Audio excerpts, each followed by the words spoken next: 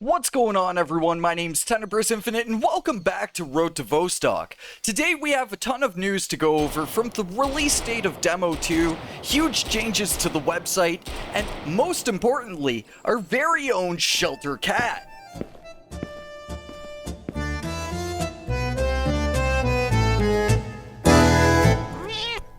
All of this alongside new weapons and a bunch of new items. So today, let's go over devlog 7 from Road to Vostok, so you can know everything in store for what's coming up next.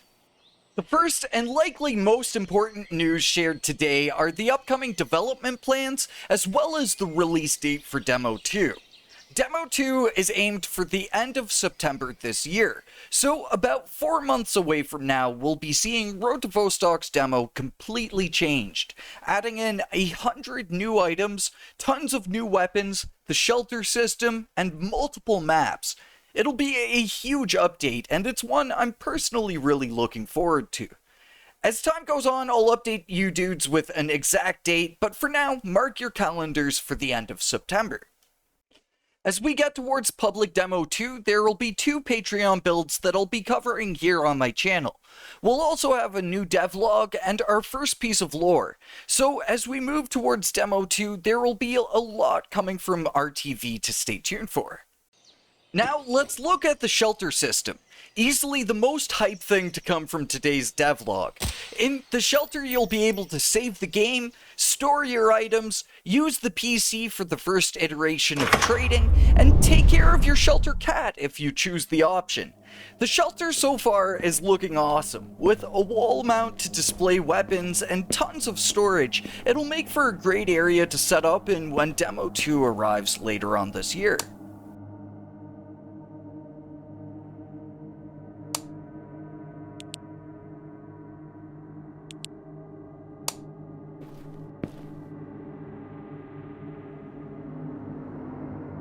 In the shelter, you'll have a sauna that you'll need to repair, and likely other small missions to upkeep and get the shelter in working order.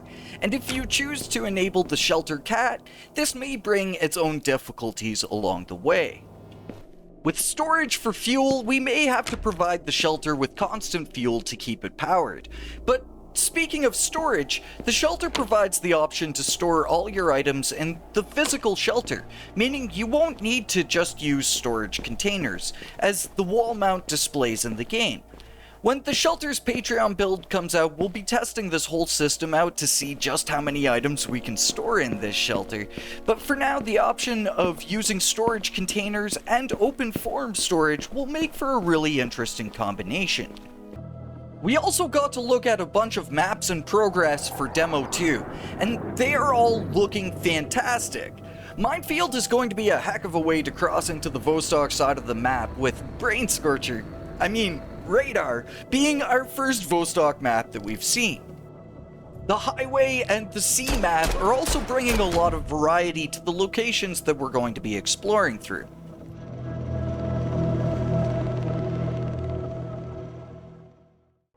Then we got to see a bunch of new weapons coming to Demo 2. The PM5K, the PM5SD, the PM7A2, the PP91 Vita, and the KA12. All excellently modeled off their real-life counterparts, with cheeky name changes to avoid legalities. The sound effects for them are also sounding really crisp, and I like the variety we're getting so far from our weapon sound effects.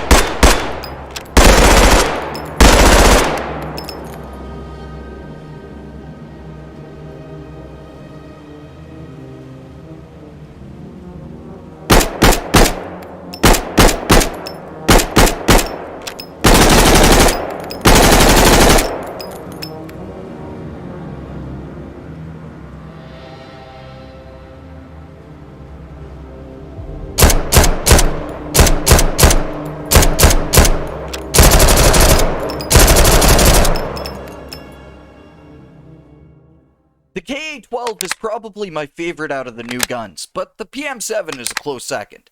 And not only did we get to see new weapons, but we also got a look at what reload animations will look like in the future.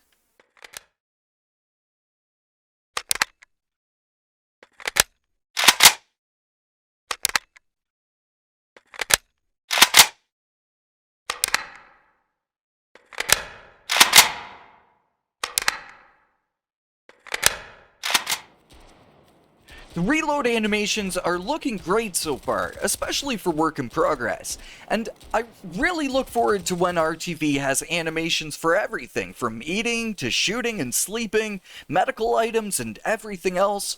Those are things that will take years here, but I really look forward to the day this game has all the animations to bring everything together. And the last thing we'll look over from the devlog today, the first iterations of survival elements. One of the big things I'm stoked for in RTV is the in-depth medical system we'll have to survive against. And with this look at the UI and stats of things, it shows the early formative shapes of this survival system coming together. It's one of those things that may not seem big, but in the end, when this game hits early access and beyond, it'll be one of the key gameplay elements in the game. And for our last bit of news, which I've saved some of the best for last here, are the massive changes on the website that hint towards the future of Road to Vostok. From hints towards a larger open map that may contain hunting, vehicles, and more, the website changes are easily some of the most exciting bits of news we'll cover from RTV today. Scrolling on down to the bottom of the website here, we get 4 different special things that are in the future of Road to Vostok. The first of which are vehicles. The game will contain several different vehicles that are used for different purposes. You can use a boat at sea, a moped on certain forest roads, and a snowmobile up in the north. Each vehicle needs specific items, fuel, and maintenance in order to use them. A small bit of vehicle simulation is going to be a great addition to the game, just adding to the overall gameplay value and giving us different things and different methods of traversal, which will also open up for larger maps like the northern map that we'll be talking about in a second here. Then we have transmission. Transmission is an event in the game world that interferes with certain electrical and radio devices. During transmission, the use of certain devices becomes considerably more difficult, and some sensitive devices may break. When the transmission starts, it is usually preceded by a danger message on the game's radio. Then we have winter. Winter is a separate game mode and an additional level of difficulty to the base game. Winter makes survival significantly more difficult in several ways. Getting water becomes more difficult, and the character's clothing has to be taken care of in a different way. And lastly, the most exciting thing from all of these special little mentions here on the website is the North. North is a wilderness area in the far north and outside of the main game map. Getting to this wilderness area requires separate train transportation. There are no hostile enemies in the north, only peaceful wilderness, nature, and wildlife.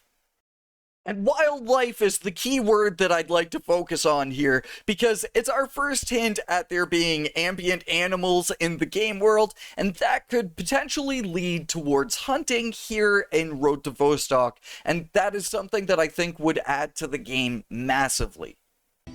So, I wasn't lying when I said the news was huge for Road to Vostok. From the next demo date, in-depth look at shelters, the shelter cat, survival elements, new weapons, new maps, everything from the website like North and Winter Survival.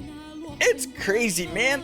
RTV is going to pop off in a huge way over the years, and I look forward to covering each step along the way. But since we're at the end of the video here, I want to know, what do you think about anything and everything from the video? Let me know in the comments down below. But for now, thank you for watching, and I will catch you all in the next one. Until then, peace.